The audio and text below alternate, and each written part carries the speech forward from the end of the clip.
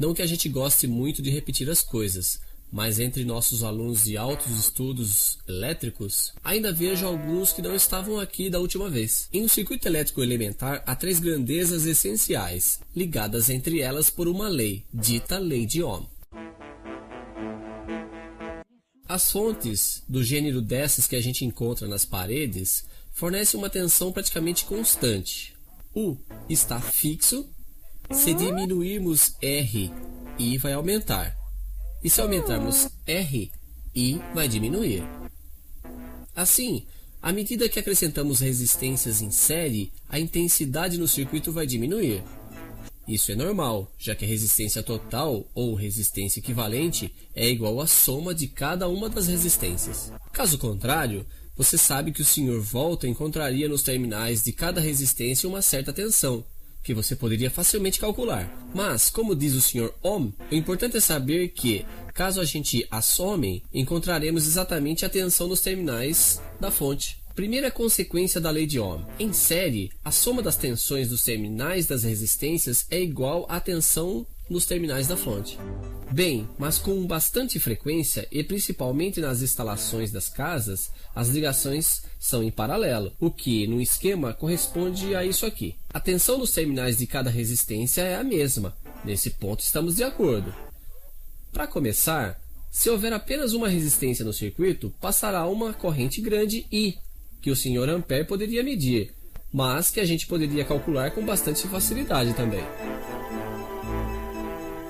Uma segunda resistência em paralelo vai deixar passar uma corrente I2 de modo que a intensidade total aumenta. Uma terceira resistência deixa passar uma corrente I3 e a fonte, boa garota, fornece sempre. Portanto, segunda consequência da lei de Ohm, em paralelo, a soma das intensidades em cada resistência é igual à intensidade total fornecida pela fonte. Então, é preciso que tudo isso esteja bem claro.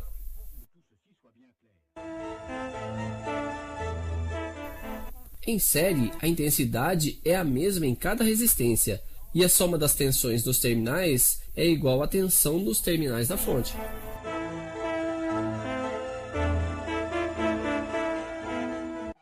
Em paralelo, é a tensão nos terminais que é a mesma, e a soma da intensidade é igual àquela que sai e volta da fonte.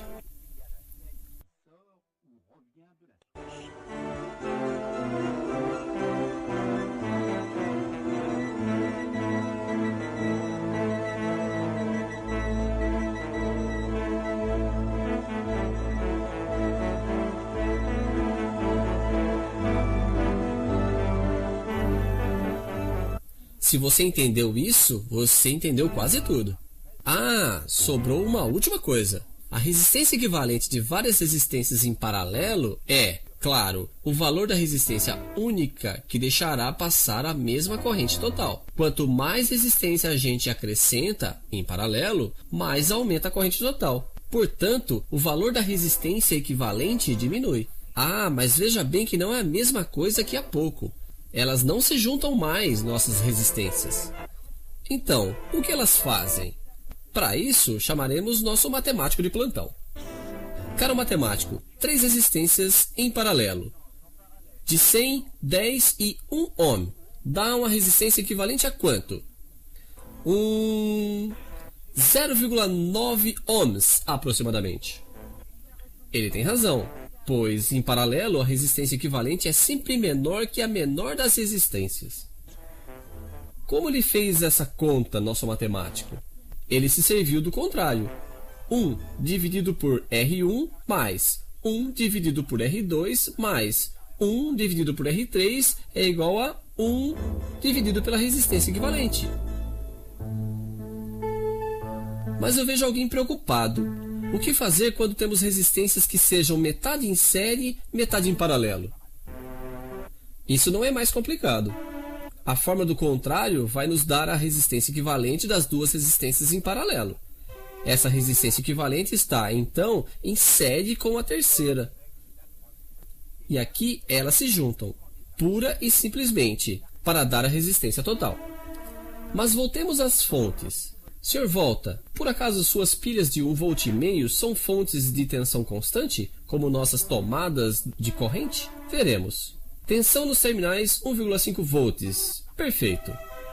Agora, ligamos uma resistência de 1 ohm. Tensão nos terminais agora de 0,75 volts?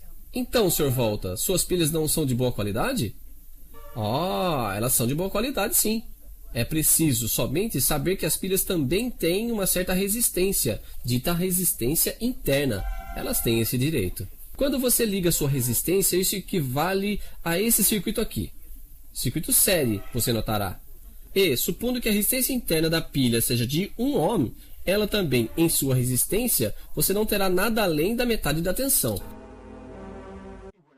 E eis porque sua pilha muda. Eu quero dizer, ela não é uma fonte de tensão constante. Obrigado, Sr. Volta. E é o Sr. Ohm, novamente, que vai tirar a conclusão disso tudo. Todo gerador é caracterizado por duas coisas: sua força eletromotriz e sua resistência interna R. Logo que ela fornece uma corrente I, e a tensão em seus terminais é igual à força eletromotriz menos a queda de tensão na resistência interna. Ainda é a lei de Ohm, mas a chamamos de lei de Ohm generalizada. Parabéns, Sr. Ohms. Assim, graças ao General Ohm e às suas astúcias em eletricidade, a gente continua se encontrando por aqui.